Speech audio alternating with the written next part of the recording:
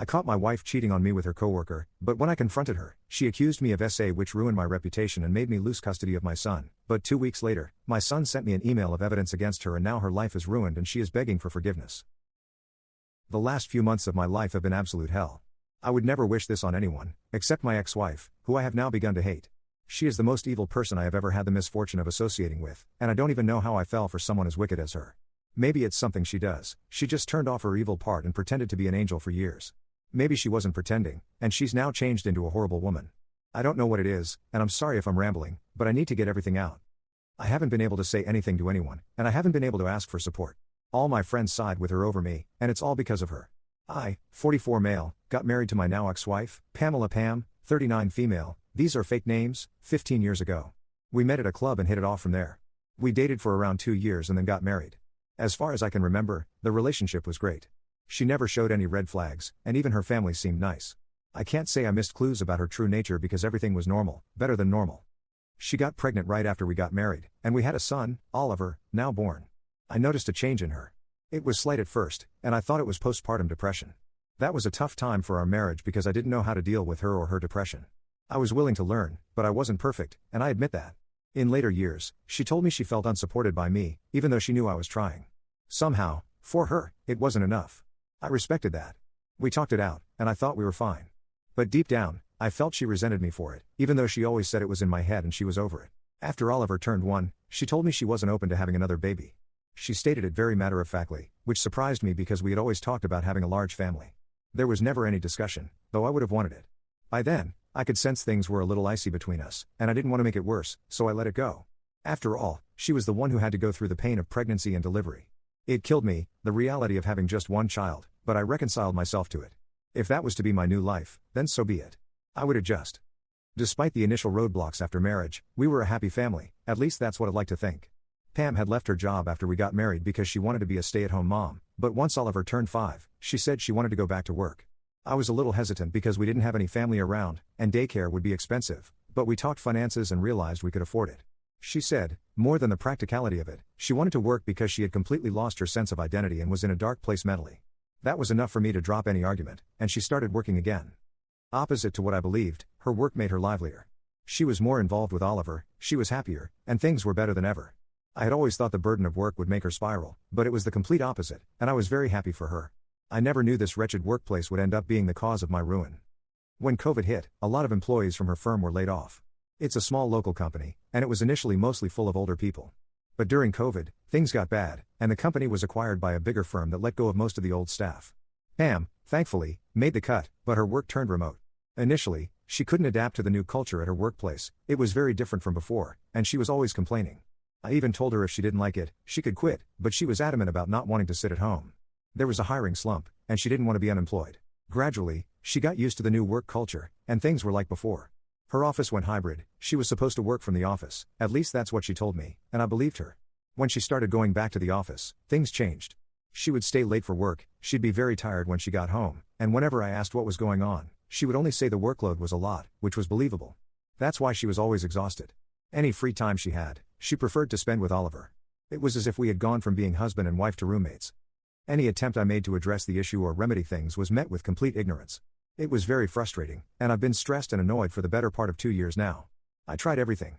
I suggested therapy, we went on vacations, I tried talking to her, but nothing worked. She just laughed and said I needed to accept she was getting old and things wouldn't be like they were before.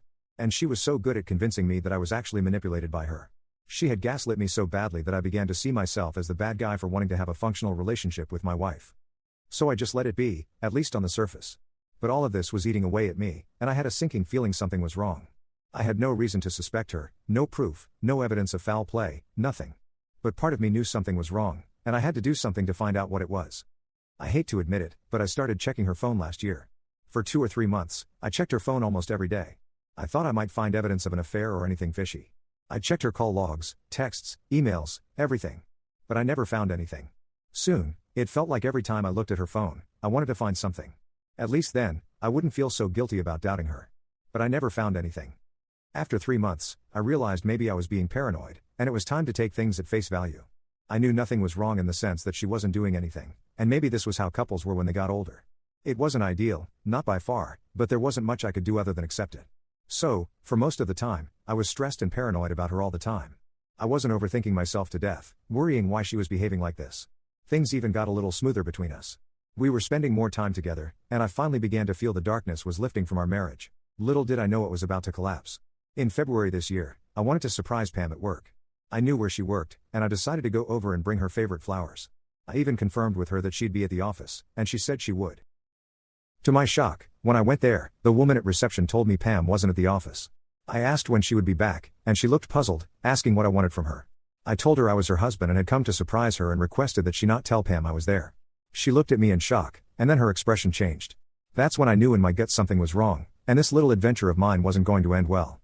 The receptionist, let's call her Amanda, told me Pam didn't work in the office Monday to Wednesday. She only came on Thursdays and Fridays. I told her Pam had been working in the office 5 days a week since COVID restrictions were lifted, but Amanda told me the office had a hybrid policy, and none of the employees were there 5 days a week. I was in shock. I didn't know what to do or where to go. I asked Amanda not to tell Pam I was there, and she assured me she wouldn't say a word. She also gave me a piece of paper with a car number on it and said I needed to watch out for it. I knew then what she was implying, but I didn't want to accept it. I couldn't bring myself to accept what was staring at me, because that would mean the end of my marriage and the end of my life as I knew it. I thanked Amanda and decided to trail Pam for the next few days to see where she went. It took less than a week to find out she was having an affair. I saw her with a man, driving to the same house multiple times, and I knew what was up. By that time, I was so done in my mind that I just wanted the nightmare to end. I didn't even bother confirming who the guy was. When Pam came back from work one day, I told her I knew everything and no longer wanted to be with her. I told her I wanted a divorce, and she needed to leave the house with all her stuff within the week. She was completely blindsided. She started laughing, trying to tell me I was crazy and that none of this was true, but I wasn't having it. I told her I knew everything, and I was too deep into this to be manipulated now. The only thing left was divorce. She lost it. I could see it in her eyes. She went bonkers, yelling and throwing things. She kept saying I couldn't do this to her, that she wasn't wrong, and she wouldn't let me leave her. She was screaming at the top of her lungs, and I wanted to scream too, but I didn't have the energy anymore. I couldn't do it. I let her yell. She tried hard to get a reaction from me, but I didn't give her that satisfaction, and she grew more frustrated. Finally, when she realized I wasn't getting riled up and she couldn't manipulate me, she straight up banged her head against the wall. I got very scared and rushed to stop her from doing it again. She tried once more, and I knew I couldn't handle her alone. I called the cops, and the next 10 minutes were the most excruciating of my life. She was behaving like she had lost it, and it's too harrowing to even recount. I told the cops exactly what had happened and said I was worried and didn't want her staying in the house with me. They asked if I had family around, and I said no, but then she said she'd go and stay with Mark, her affair partner. That suited me best, and that was the end of it. It was a long night because all the while we were fighting, Oliver was in his room upstairs, and he heard everything. Even though he's smart and mature for his age, he's just a child and shouldn't be seeing all of this. I had a long talk with him, and a lot of tears were shed. I tried to be as fair to Pam as I could. I genuinely thought the worst was over. I filed for divorce within the next few days, and Pam was cooperating, to my surprise. I still don't know how that made me feel. On one hand, I was glad she wasn't making it difficult for me, but on the other, I felt bad she didn't even put up a fight for us. She accepted the divorce so easily, it was as if she always wanted it. I had no choice but to accept reality. Little did I know, Pam was spending every waking minute spouting lies about me and turning my friends against me. She created a narrative that I was the problem in the marriage, that I repeatedly essayed her, and tried to control her, which was why the marriage was breaking down. She even said the bruise she got from banging her head on the wall was because I had held her by the neck and shoved her face into the wall. She spread these lies about me and used them in court. My reputation, my friends, my social circle, everyone sided with her. It was very easy to believe a man was manipulative. I couldn't believe she would stoop to this level and turn every single friend of mine against me. I don't know why, but she was out for blood, and I knew she wouldn't rest until she had ruined me completely. In the custody agreement, because she claimed I was violent and a threat to her and Oliver, she wanted full custody of Oliver, and I had to pay child support.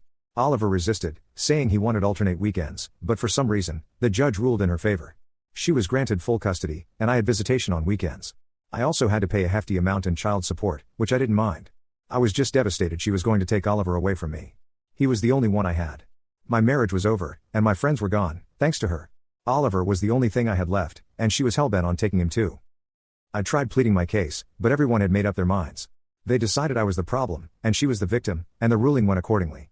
I didn't realize at the time that all of this would eventually help me. All I could feel was unbridled rage. Nothing made sense, and life wasn't worth living. Oliver was fed up with his mom, and I think when he saw just how low she could get, he lost all respect for her. Because 2 weeks later, he sent me something that changed everything. All this time, I had no idea who she was having the affair with. I knew his name, where he worked, they were co-workers, and that was enough. I never tried to find out more about him.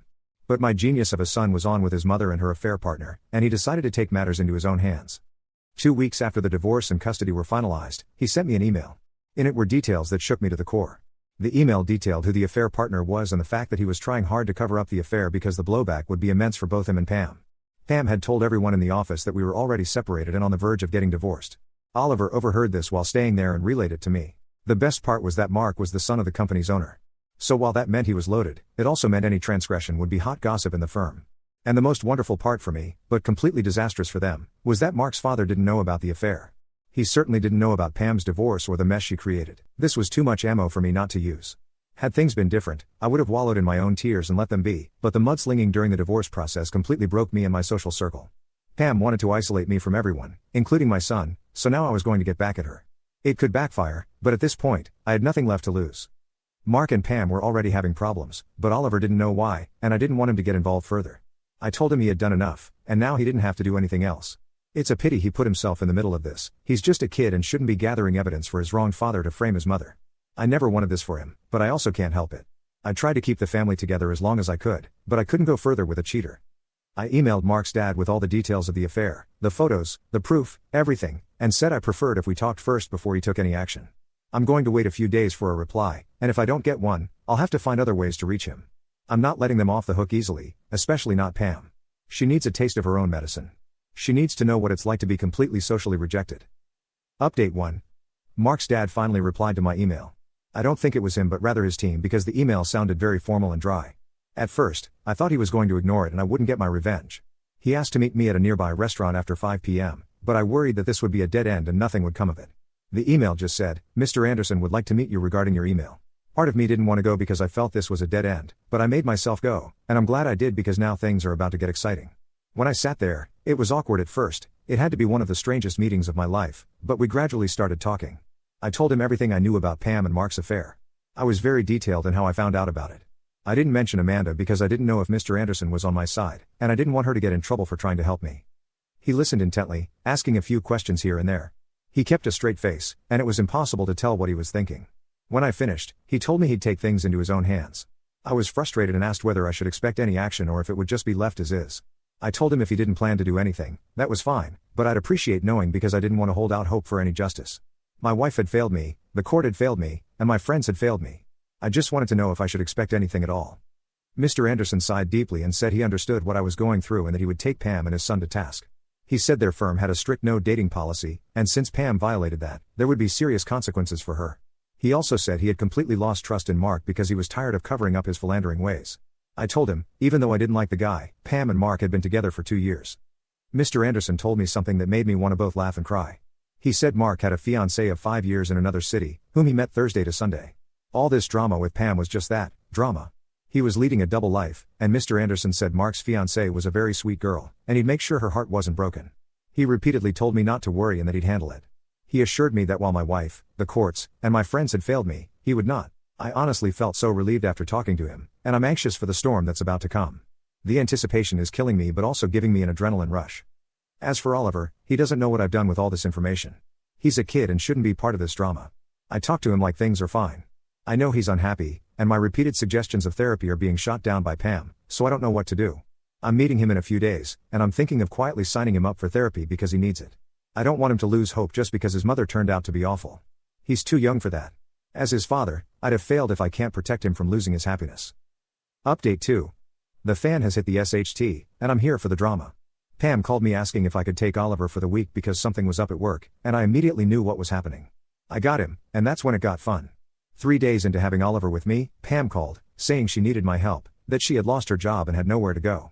I asked what she meant, and she said things were rough and she needed a place to stay. She asked if she could stay with me. I laughed and told her she should have thought about it before wrongfully accusing me of SA. She then said she had done it on Mark's insistence and was very sorry. Little did Pam know, I was recording the conversation because I needed the confession on tape. Once I got what I wanted, I sent the audio to some of our friends, and then the apologies started flooding in. I had already told Pam she wasn't welcome in my house. She might have reached out to our friends, but as far as I know, none of them took her in. If her situation is that bad and she has nowhere to go, I think she and Mark have broken up. I don't know why, whether it's because of his fiancée or if Mr. Anderson did something. All I know is Pam is in a lot of pain now, just like I was a few weeks ago. Having Oliver back has made things so much better. We hang out a lot, and he seems more relaxed here. I'm going to talk to my lawyer about the custody agreement again because Pam has no job or house, so she can't take care of him. Moreover, with the tape I have, maybe I can get full custody of Oliver. I'm not sure, but I'm not going to stop until I get my son back. Update 3. I can't divulge much because the proceedings are still ongoing. Oliver has requested the court to allow him to stay with me, and the judge is somehow more receptive to what Oliver wants this time. My lawyer spoke to Pam's lawyer and said we have her confession on tape, and if she tries anything, we'll take it to court. Pam has been very cooperative, too cooperative if you ask me, and is trying to get back with me. But that ship has sailed. She's staying with a friend right now, and that's all I know about her situation. Serves her right though, she needs to suffer and realize what she did can happen to her too. She thought she was on top of the world with her divorce, her job, and her little boyfriend. Too bad it only took a few weeks for that to crumble. She can spend the rest of her days thinking about how badly she messed up and regretting every decision she's made. I'm done with her,